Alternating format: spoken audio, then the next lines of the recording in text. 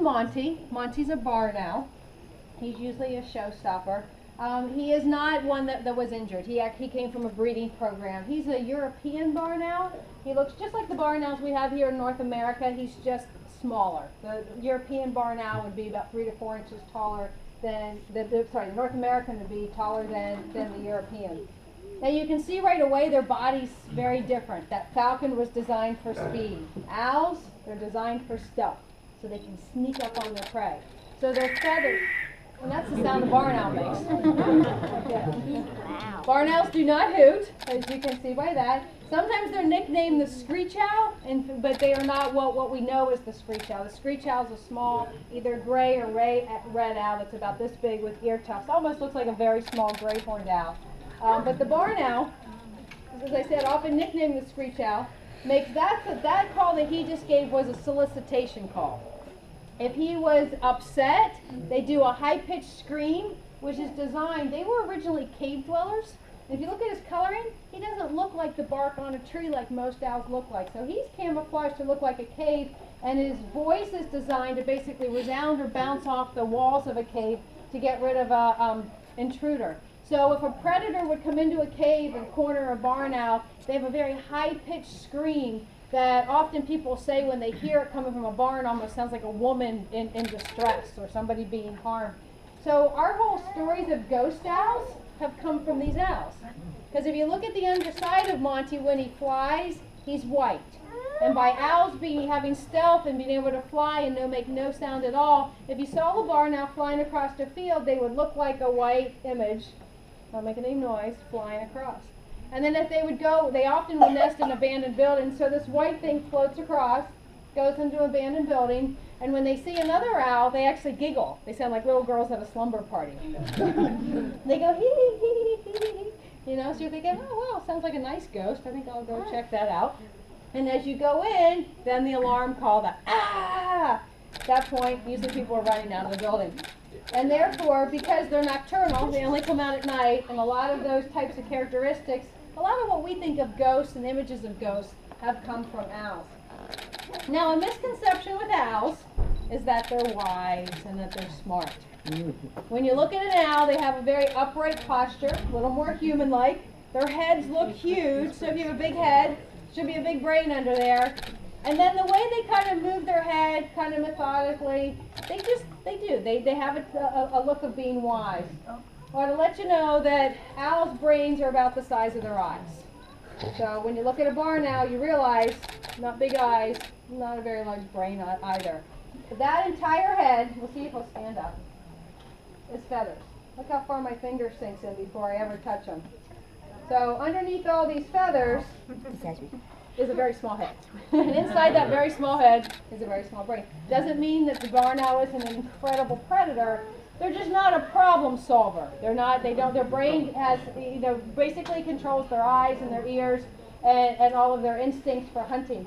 In fact, the barn owl's brain is so sensitive for sound that when he's hunting, he can tell exactly what he's going to catch even before he catches it.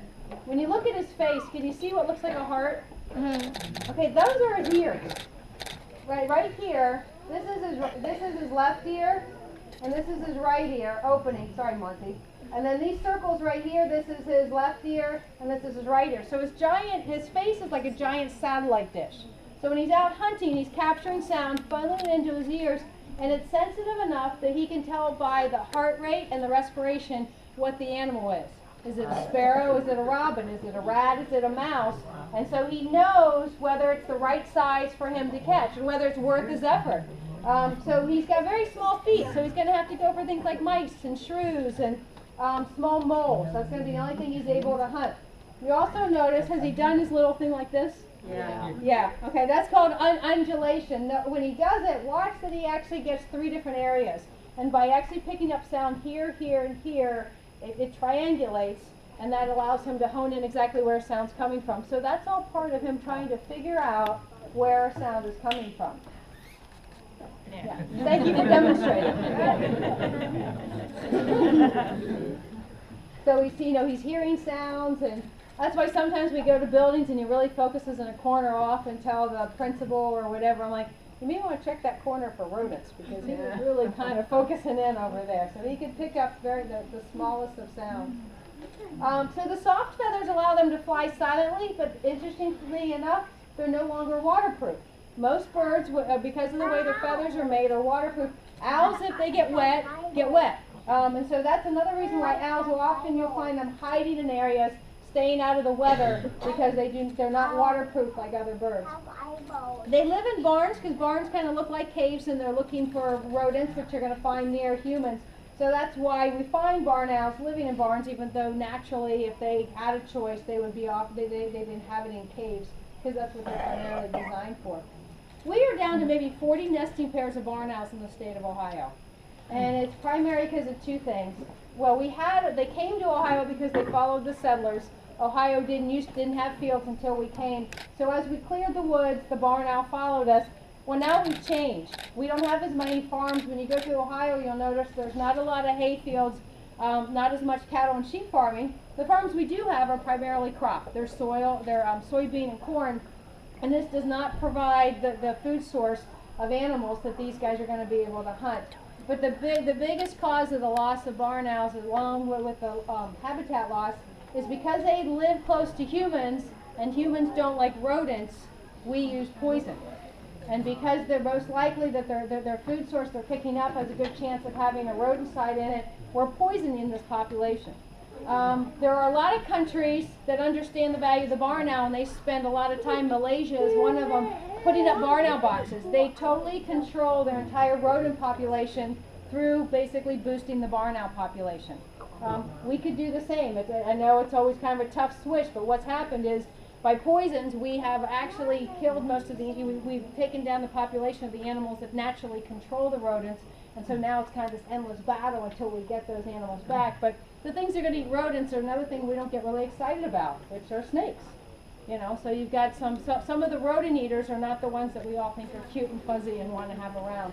But if you have a barn, if you're in an area and you're thinking, you know, I really don't want the mice in my house, which I totally understand, but I don't want to hurt nature, there is an alternative. If you take instant mashed potatoes and you put them out, dry flakes, the mice will eat the instant mashed potatoes, and when they drink water, the instant mashed potatoes will expand, and it will kill the mouse. But if another animal eats that mouse, they get mashed potatoes with their meat. And it doesn't hurt them. So this is kind of an alternative on getting rid of rodents and not killing other animals. So it's just kind of something to think about when you're trying to get rid of something. Just think, wow, if I poison this, what might eat that? Because there's always going to chance it's going to go back into the food chain. All right, I'm going to let Stephanie walk around with Monte. You guys can you can look at Monte also. Same thing, you can't touch them, but you can get your photos taken with them. Thank you for demonstrating. So he's hearing sounds, and that's why sometimes we go to buildings and he really focuses in a corner off and tell the principal or whatever, I'm like, you may want to check that corner for rodents, because he was really kind of focusing in over there. So he could pick up the habitat loss is because they live close to humans, and humans don't like rodents, we use poison. And because they're most likely that their food source they're picking up has a good chance of having a rodenticide in it, we're poisoning this population. There are a lot of countries that understand the value of the barn owl, and they spend a lot of time, Malaysia is one of them, putting up barn owl boxes. They totally control their entire rodent population.